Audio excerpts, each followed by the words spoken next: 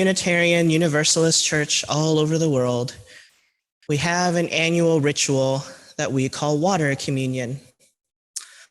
Water communion has its roots in, actually, I believe it was a conference in, I think it was the 80s, but it might have been the 70s, where it was a women's conference where women were invited to bring water from wherever they had come from for this conference. And they conducted this ritual during where they mingled their waters together and reminded themselves that all water is one water, that we become part of something greater than ourselves when we come together into something like this, something like a community where we make something new together.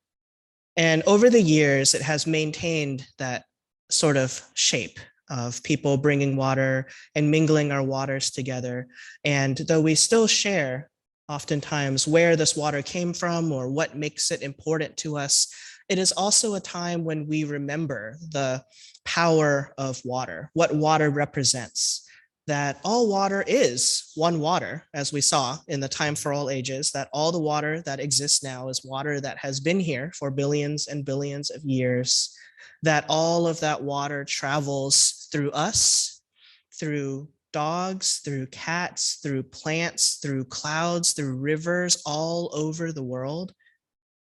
And that water is something that is so important to us, right? People die for lack of water because water is necessary for life. And at the same time, water is this very powerful, also very destructive force that just as people die every year for lack of water, people also die every year because of water, because of flooding, because of storms. I know that many people here are people who once lived on boats, maybe live on boats now. And I think, you know more than anyone else that water is the source of life. It's where you get food from, it's your home. And also when there's a storm out at sea, that there's nothing between you and your family, but what you built with your own two hands, that's also really terrifying. And so I think that's a lot like people, actually, a lot like humans.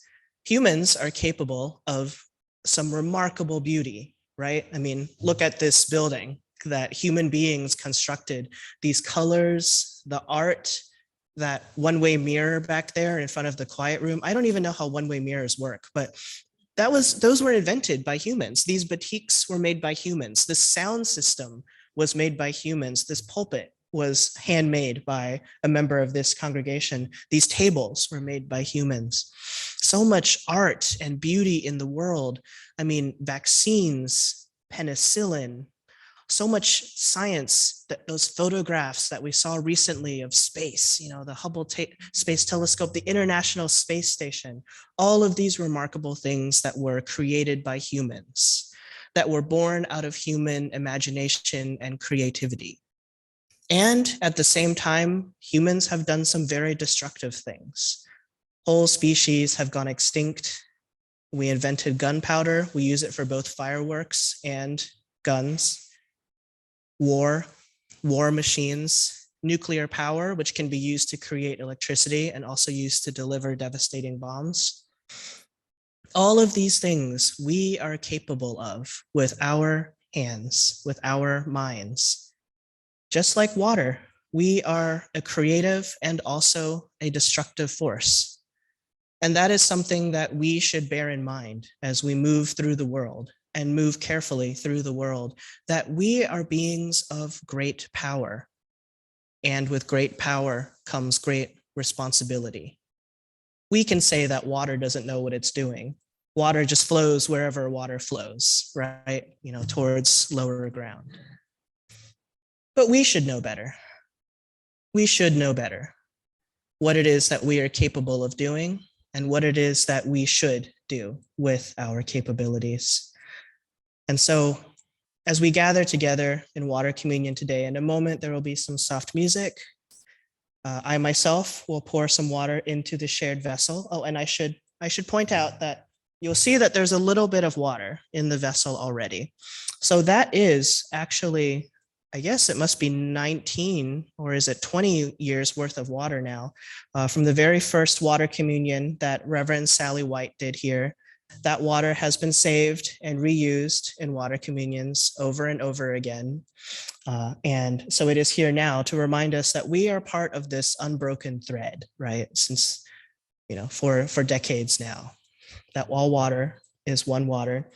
And this water will be used for future rituals and ceremonies as well. This water was used to anoint the doors of the Reverend Sally B. White Center next door last Sunday. I went around to all the doors personally, and some of you saw me.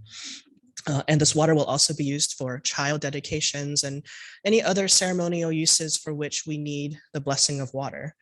And so some of you today might have remembered to bring water from home or maybe from your travels somewhere to mingle with our waters here today. But if you didn't bring any water, maybe you forgot, or maybe you just didn't know because you're new here, we have a pitcher of water here for your use as well.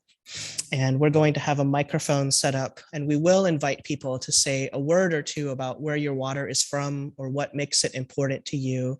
And please, out of respect for everyone, to give everyone a chance to speak, we do ask that you keep it brief. So 2, 3, 4 words, not longer than that, because everyone has a story to tell, and we want to give everyone equal space to tell that story, right? Yes. Okay, thank you. All right. So let the water communion begin.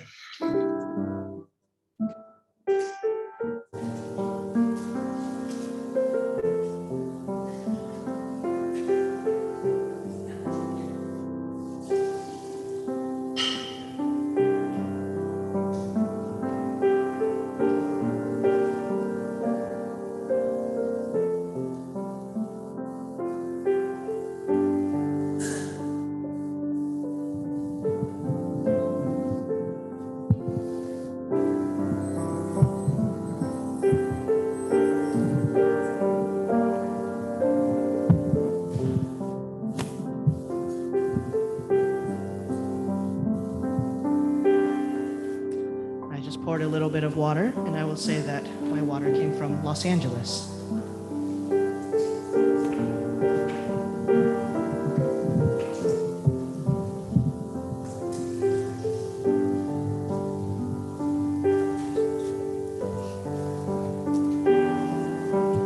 I just poured some tap water from my house, and we should all celebrate the fact that we have clear, beautiful, drinkable water every day and not ever take that for granted.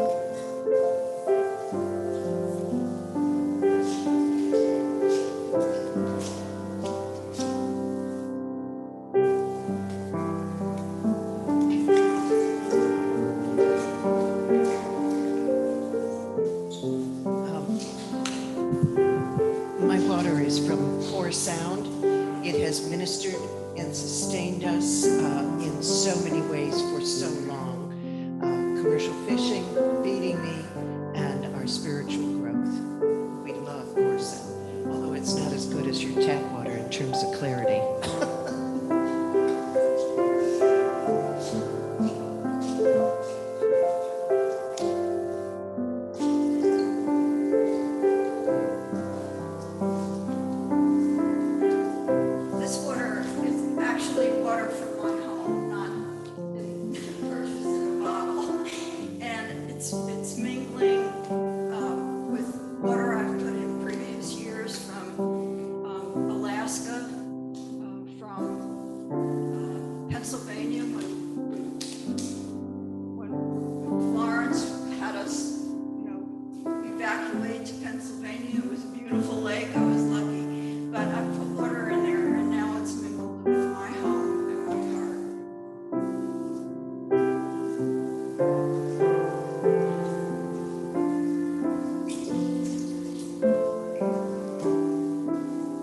This is water from the pond behind my house. It's our frog pond in my little slice of heaven.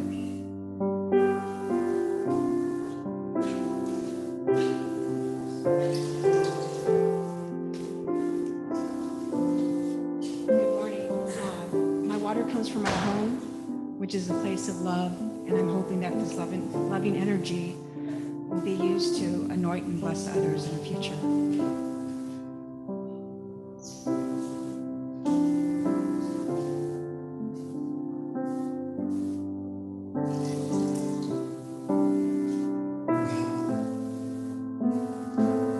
My water represents the fact that 7 of our 8 grandchildren visit us this summer. So the water's from the Atlantic Ocean and the splash pad at Beaufort. Thank you.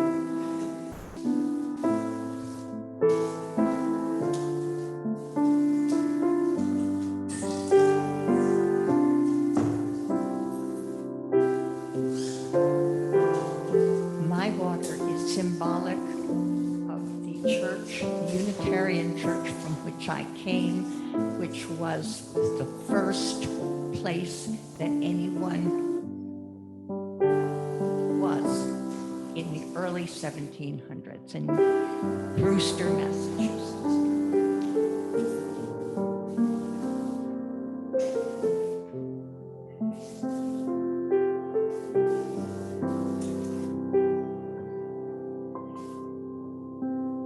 Our water is from Sleepy Creek in Marshallburg.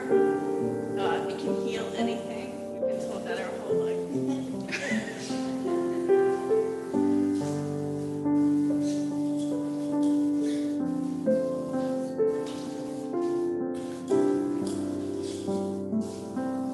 This water is from our bird bath, representing our connection with the natural world.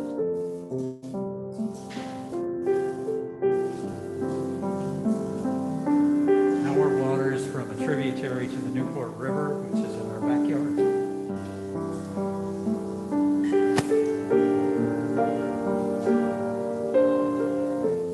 The water's from our well, so we're giving thanks for the health that it brings. We were on a trip sometime this past year in Europe, and my husband actually said, "Here, I've got you some water to take to your water communion." And this morning, I'm like, "Where was this exactly?" He goes, "I'm not sure." Somewhere.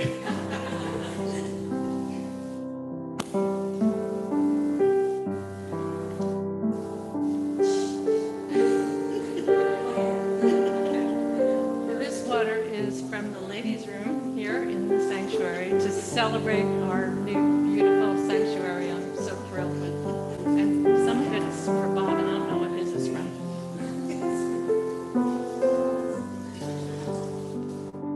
There's magic in the kitchen sink.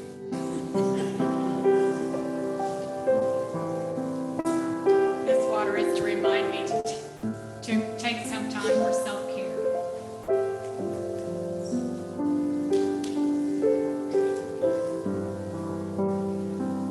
My water is from the tub and the sink in my guest bathroom tub, and it represents the last big project.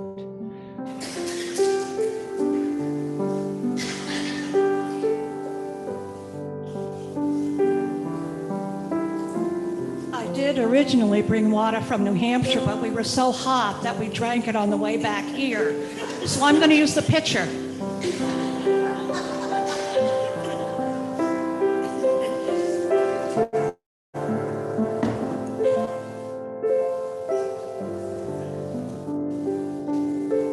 This is water from our home in Swansboro and a little bit from Hawaii.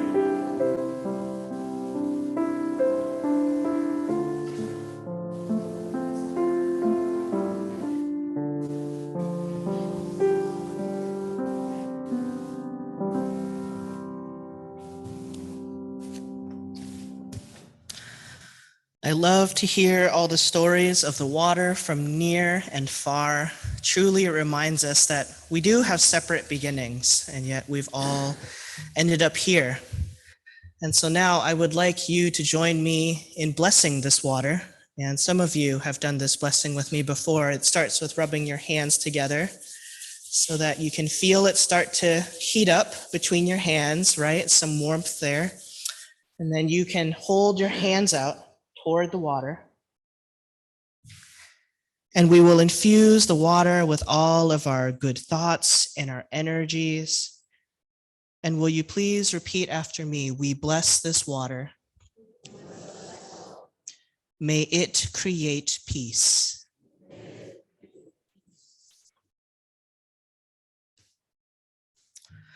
And now I believe we are going to be blessed with some music.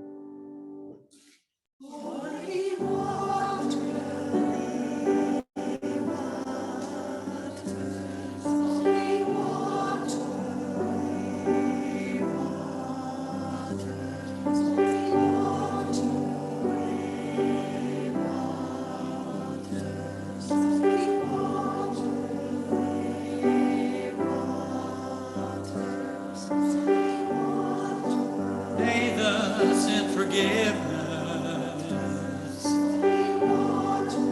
Wake us to the power. Wash us in the mysteries. Ocean streams and showers.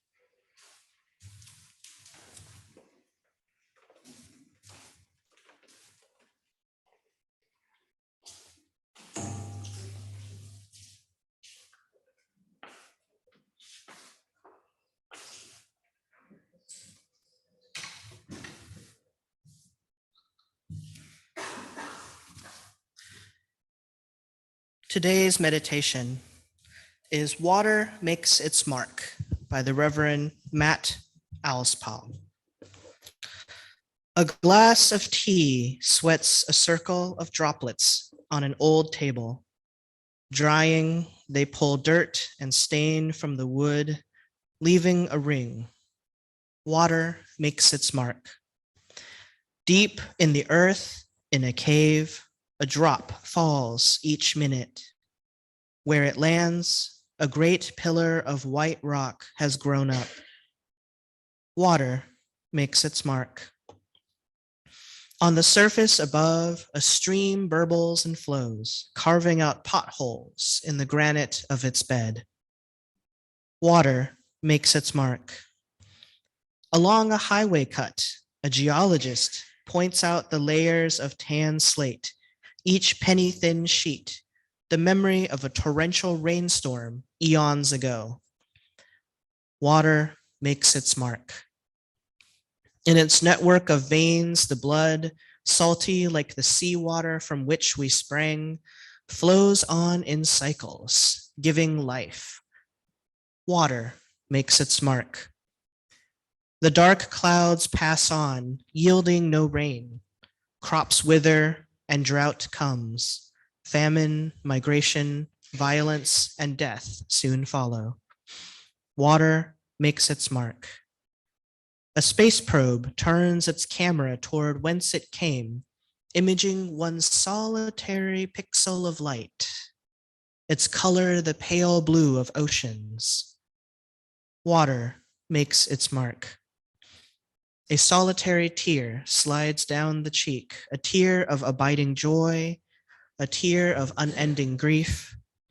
We see and share the depth of feeling at its true core. water makes its mark.